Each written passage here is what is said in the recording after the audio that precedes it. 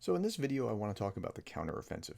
Now, I'm not a military guy, right? So I stay away from trying to explain what happened on the battle map, generally speaking, but I am looking a level above it at the level of leadership and what's happening, the infighting. Like if I could bring Prigozhin back from the dead, I'd be tempted to do that just because of what a bull in a china shop he was in creating havoc and infighting between the Russian military leaders and political leaders and just creating havoc, right?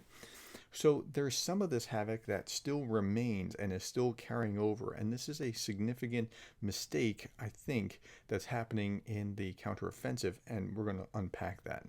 Okay, Zaporizhzhia front has been a buzz. This is the Kyiv Independent. Zaporizhzhia front has been a buzz with news of Ukrainians breaking through Russia's first defensive line and chiseling away at the breach in the second. They're widening that breach at this stage, and they enable the flow of armored vehicles and logistics so that they can exploit it. And I know enough from watching Combat Vet Reacts and others to see like they punch through and then they try to widen it so that they can actually make some progress in it. It's not just going straight through. Ukrainian generals are saying the first line was the hard part. The second line should be easier. And this is a universal opinion that I've heard pretty much everywhere. The defense was counting on the Russians being able to retreat. Viktor Kulovic, a retired Ukrainian colonel with the think tank Center for Defense Strategies, said, but there is no one left to retreat from the first line. Who will defend the second? Okay, if there is no one left, who will retreat? Russia's baffling tactical choices bear closer examination. So the ideal thing was you're at the first line, you're getting kind of overwhelmed, you withdraw, you get kind of overwhelmed, you withdraw, right? And you can keep doing that. That's what the Ukrainians did in Bakhmut, and drawing it out, making the Russians pay a tremendous price for each block of city that they wanted to capture. Okay. So Russian troops built hundreds of kilometers of competent, multi-layered fortifications, well suited for a defense in depth, yet spent months defending in front of the first line with the most available forces. Why would they do that? That's kind of weird. Like, they actually created a pretty extensive defense line, and they had 6 months to do it. Roughly, defense in depth is when a force prepares multiple positions across a territory and uses them to fight and fall back as needed, trading kilometers for enemy attrition. So you'll trade a little bit of ground so that you can kill a lot of people, but the Russians seemed unwilling to trade ground. And I think the unwillingness to trade ground was so that they would have the PR victory of see how the Ukrainians can't get through these lines and see how strong they are, but they're trading people for that PR victory, and it's really odd to watch. Okay, in Zaporizhzhia Oblast, there are 3 main layers running perpendicular to the Ukrainian attack. Defenses also run along major roads and encircle important towns like Robatny.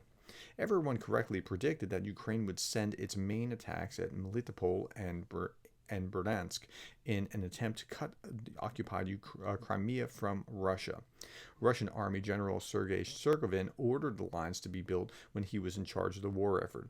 By the way, I'm not like a fan of Sergovin, but a competent analyst would have to agree that he is responsible for much of Russia's current success. So pulling away his troops out of Kherson that he could not defend across the bank of the river, getting them out and then redeploying them and then creating these lines, he did a lot for Russia. He's a bad guy. I don't like him, but he should have a lot more credit than he has. He just fell out with Putin, and so now he is in I don't even know what he's doing. He's somewhere sent off somewhere far away, but he deserves a lot of the credit for that. However, the general fell from grace after the warlord Prigozhin's short and unsuccessful rebellion. The command was handed back to Russian Army General Valery Gerasimov, head of Russia's forces fighting against Ukraine. Under his watch, the Russian troops did not appear to use Sergovin's defense in depth as originally intended. So this fight until you can't and then fall back to the next line and then do the same thing and attrit a lot and then fall back to the next line and then attrit a lot and then fall back to the next line. They stopped doing that. They put them all, well, not all, but a lot right up front to keep them from gaining any ground at all, even though it was very costly in manpower. Russians bunched up and held their ground, even trying to counterattack, often fighting in front of their lines and not in them. Russians used their infantry, armor, and fires to maximize damage to Ukrainian soldiers by trading their own men and material instead of kilometers. So that wasn't what was intended at all. And so we have one general that created the plan and another general that implements the plan. And when they do this, it changes how the plans run. And I thought, as an analog, it was like the Schleifen plan in World War One. The Schleifen plan was like the Germans were going to France is over here and Germany's here, and they were going to put their soldiers up this line, and then they were going to swing into through Belgium and into France, around Paris, and but the swinging didn't really happen. So Schleifen created a plan, and then Moltke took over. And when he took over, they ran into more resistance than they thought, and because it slowed down, they created kind of a line, and that line became the trench line, the trench warfare line that we were so horrified about of what trench warfare became in World War One. Because the whole intention was to swing and move fast, and it got bogged down, and they stayed and just fought right along those lines. So trench warfare became the result. Same kind of thing is happening here, where one general took over from another and didn't fight according to the plan.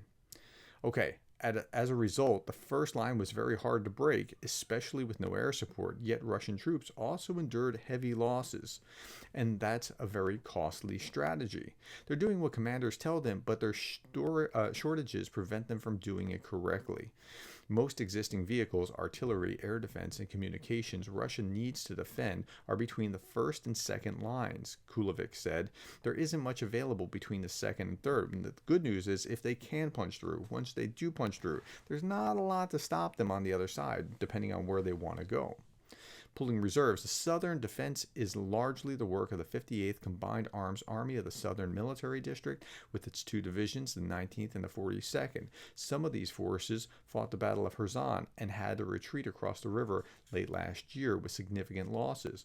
The Russian troops may have been forced to pull reserves just to have the numbers to defend the first and second lines. The 7th Air Assault Division has been pulled from Kherson as well. All of these units are arriving in like Tomak and on its flanks, and Kopani and Verbovi. This leaves less force available on other fronts. However, Gerasimov's assault force of up to 100,000 of troops near Kupiansk still appears strong. But are they able to really do anything there?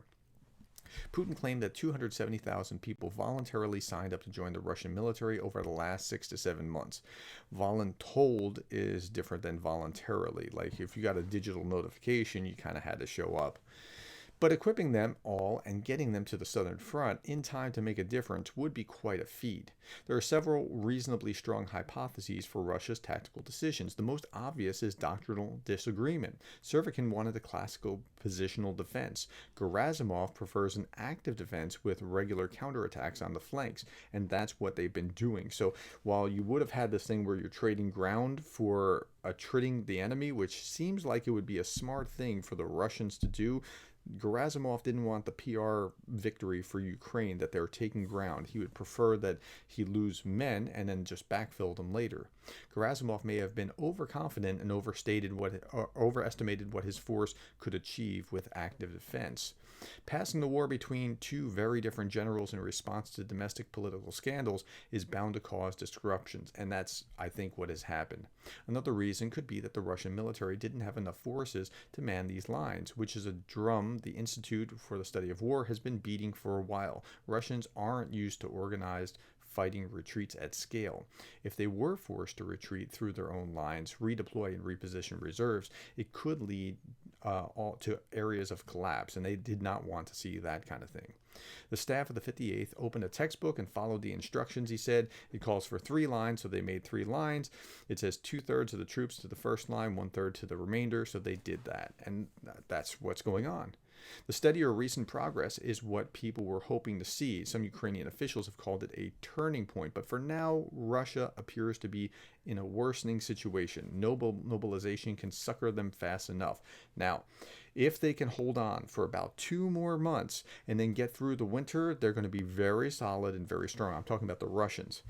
If the Ukrainians can punch through in the next 2 months, it's going to be very, very hard for the Russians. So this next couple months is going to be very important. Milley acknowledged Ukraine's steady progress, but said Kyiv has about 30 to 40 days of decent weather left to get its unfinished battles done, which is very little time. Ukraine intelligence chief Budanov responded that weather will not stop the operation. I believe that they're going to keep going, but the real, like the prime time is right now. Let's look at a deep state map real quick and just see like what's happened. I rolled the clock back to 16. So this is about 3 months ago. Okay, it is 9:18 as we do this today, and I'm just going to put it on 3 times and press play and just watch. Let's put it on 5 times. Just watch the progress that's being made here and here, especially over here. Look, over time, 7-4, 7-7, 7-9, 7-13, 7-17, 7-22. Not a whole lot of progress right now. 8-1, 8-5, 8-9, 8-13, right? All the men at the front, like Gerasimov has pushed them forward. 8-25, 8-29, 9-2, 9-5, and then you start to see some movement. 9-13, 9-16, right? Starting to see some more movement.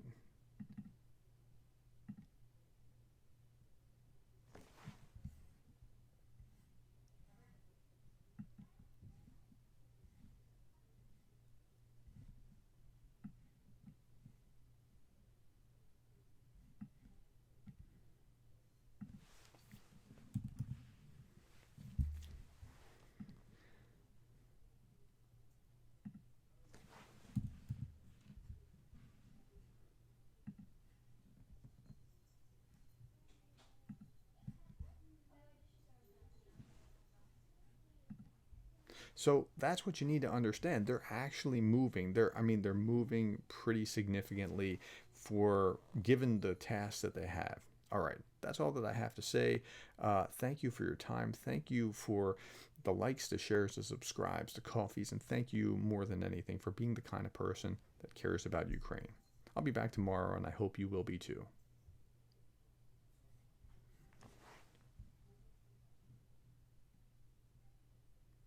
Okay, so I moved it back to 616, and let's see how it goes on the map. Let's move it to 5 times, and let's just see what has happened over time. 624, 625, they're making progress. 629, 73, 74, 77, 79, 713, 15, 17, 720, 721, 723, 727. They broke through the lines. 83,